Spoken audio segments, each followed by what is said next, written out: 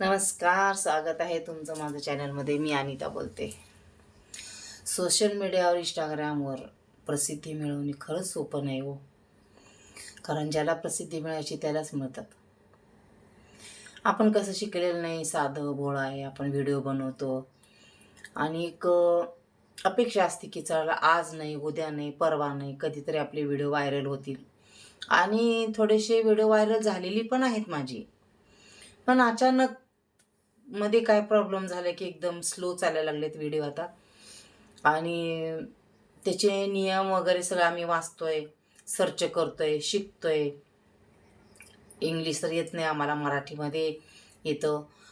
आणि सर्च करून मेहनत करतोय, रोज व्हिडिओ बनवतोय, रोज व्हिडिओ टाकतोय.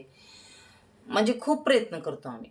पण कसं आहे, एक ना एक दिवस या प्रयत्नांना यश येईल असं वाटतं. आणि आज नाही तर उद्या तर यश येईल, आज नाही उद्या व्हायरल व्हिडिओ होईल, या अपेक्षानेच व्हिडिओ टाकत राहतो. आणि असं वाटते लोकांपर्यंत कमीत कमी आपले चांगले संदेश तरी जावावे. आजकालची तरुण पिढी खूप धोका आहे, त्यांना खरंच धोका आहे हो. खूप बायका जेवढे विचित्र वागायला लागलेत ना. आज बघा ना काय झालंय प्रकार. एक गुजरातमध्ये आपला नवरा, एवढा चांगला नवरा, अक्षरशः त्याला आपल्याच कंपनीमध्ये दारूमध्ये विष घालून त्याला दारू पाजले आणि आपल्याच कंपनीत त्याला पुरलं. आणि काय नाही काय तिच्यापेक्षा कितीतरी वयाने मोठा नवरा टाकलाय, ते पण त्याच्याशी तिला प्रेम केलं. नवऱ्याला 12 कोट आपल्या कंपनीत कसं पुरलं असं, धाडच कसं होतं म्हणते हो मी यांचं. किती आई वडील विचारते, भाऊ विचारतो कुठं गेला, काय गेला, ऑस्ट्रेलियाला गेलो, 2 वर्षासाठी ऑस्ट्रेलियाला गेला तो, फोन करू शकत नाही, फोन अलाउड नाही, असं म्हणून म्हणून शेवटी संशय येते आईला. आईचं काळीच, ते आईचं काळीच शेवटी असते. पोलिसांना फोन करते, बोलवते, माझा मुलगा कुठं आहे, दिसेना झाले खूप. मग शोधाशोध करून तिला विचारून विचारून तेव्हा सांगितलं की मीच त्याला मारलं. मग कशी लाज वाटत नाही या बायकांना. हां, अरे प्रेम करायचं तर तुम्ही सोडून द्या त्याला, नको म्हणा माझा नवरा मला, जावा ना, खपा ना, मरा ना तिकडं. मला वाटते ह्या ज्या मुली अशा करतात ना, त्यांच्या आईनी बाप्पानी पण मुलींना सांगायला पाहिजे. कारण पहिल्यांदा सांगितलेलं असतंय, ये बाई तू, मरू दे नवऱ्याला, सोडून दे नवऱ्याला. परवा पण आता एक यूट्यूबरच आहे म्हणे कोणीतरी, तो कंडक्टर बरोबर पळून गेली ती बाई. घरातले आपल्या नवऱ्याच्या बहिणीचे, सासूचे सगळे दागिने, पैसे सगळं घेऊन गेली. लग्न झाल्यानंतर घरचे काय म्हणले की तू कॉलेज वगैरे शिकू शकते. तिला कॉलेजला पाठवलं, रोज बसने ये जा करते ती. कर्नाटकमध्ये वाटतं ये जा बसने करते. त्या बसमध्ये कंडक्टरची तिचं प्रेम हवं. एवढा हा श्रीमंत माणूस, किती करोडपती. आणि तिला पण अशी बुद्धी सुचावी, कंडक्टर बरोबर पळून गेली ती. अरे पकडू शकता तुम्ही, पकडू शकता तुम्ही. आज कंडक्टर पळून जावा किंवा मजूर काम करते तो गवंड्याबरोबर तुम्ही पळून जावा, कोणाबरोबर पण पळून जावा, तुम्ही बरोबर पकडता. नंतर तुम्हाला या शहरामध्ये, या समाजामध्ये तुम्हाला तोंड करायला बाहेर जागा राहणार नाही, तुम्हाला कोणी किंमत देणार नाही. असे प्रकार, असे विचारसुद्धा करताना 10 वेळा तुम्ही विचार करा.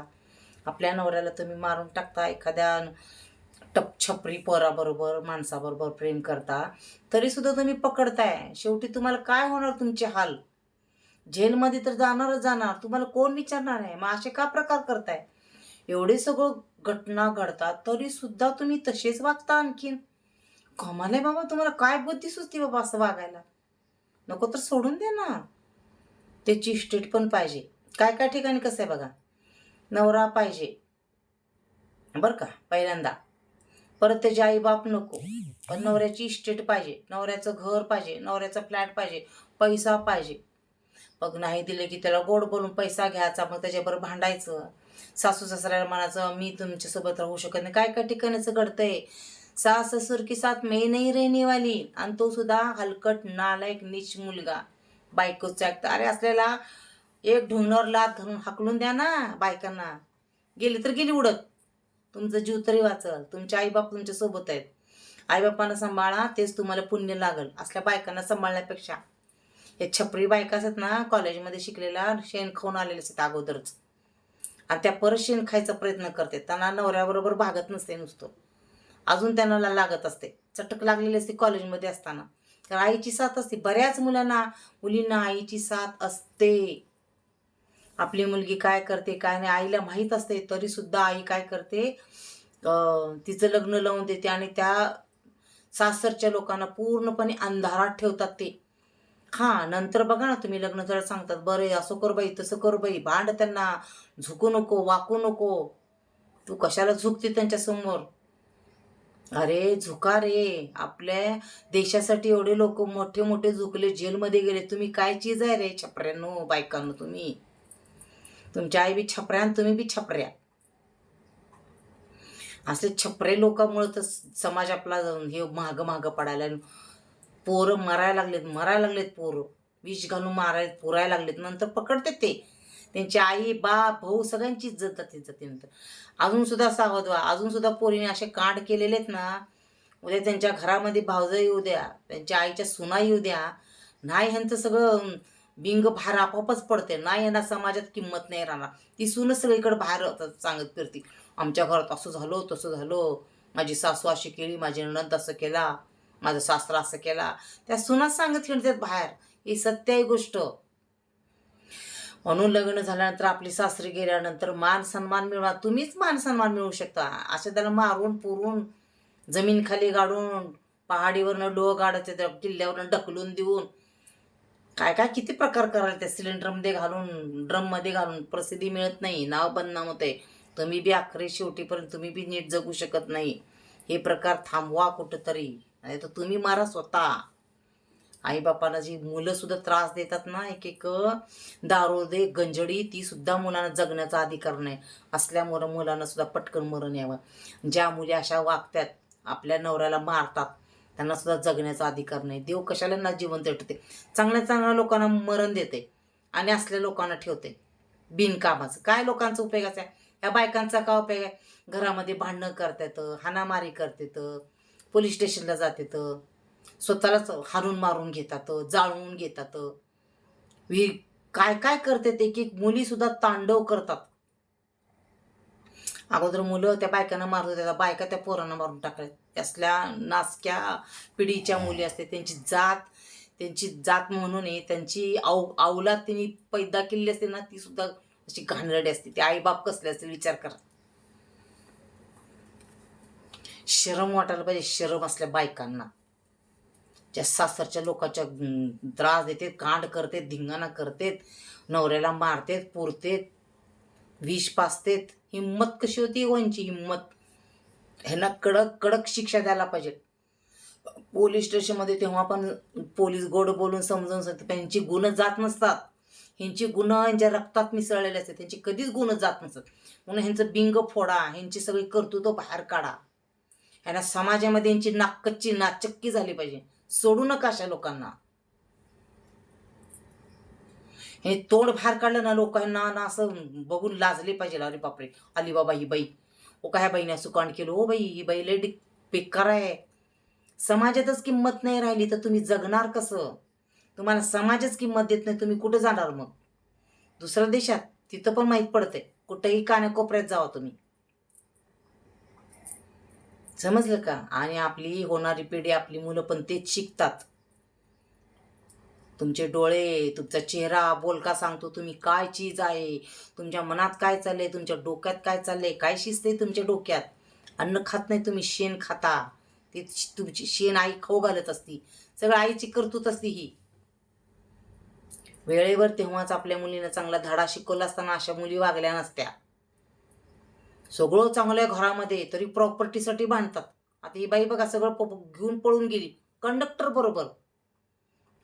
एक तर बघा, आम्ही असं करू तर घरी गेलतो, सून गेली निघून, बॅग भरून घेऊन निघून चालली होती. त्या बॅगेमध्ये काय होते माहिती का? डोक्याला लावायचं ते क्लिप असते की नाही, क्लिप प्लास्टिकची, कंगवा, बो वेणीचा, कपडे, आपण रोज घालायचे कपडे, असले कपडे भिकारीवाणी घेऊन जाते ते माहेरी. त्यांना माहेरी ती सुद्धा मिळत नसते, पण उगी सासरी एवढं मिळते ना त्यांना, त्यांची अवकात सुद्धा नसते त्यांना.